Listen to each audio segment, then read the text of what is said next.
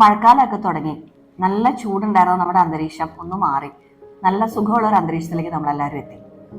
ഈ അടുത്തുള്ള OPകളിൽ ചെറിയൊരു ചേഞ്ച് പേഷ്യൻസിൽ ഒബ്സർവ് ചെയ്തിട്ടാണ് ഞാൻ നിങ്ങളെടുത്തത് ഷെയർ ചെയ്യണേ.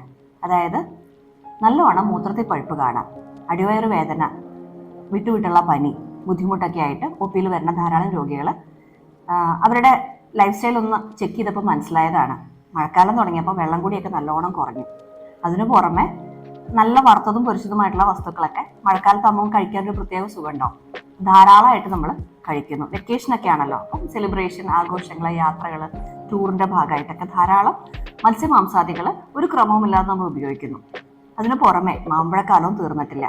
മാമ്പഴവും പച്ചമാങ്ങയും മാങ്ങ അച്ചാറും ഒക്കെ ആയിട്ട് പല രൂപത്തിൽ മാങ്ങ വിഭവങ്ങൾ നമ്മൾ അമിതമായിട്ട് കഴിക്കുന്നു. ഇതൊക്കെയാണ് ഈ മഴക്കാലം തുടങ്ങിയ ശേഷമുള്ള മൂത്രത്തി പഴുപ്പിനും വൃക്ക രോഗങ്ങൾക്കും കാരണമാവുന്നത്.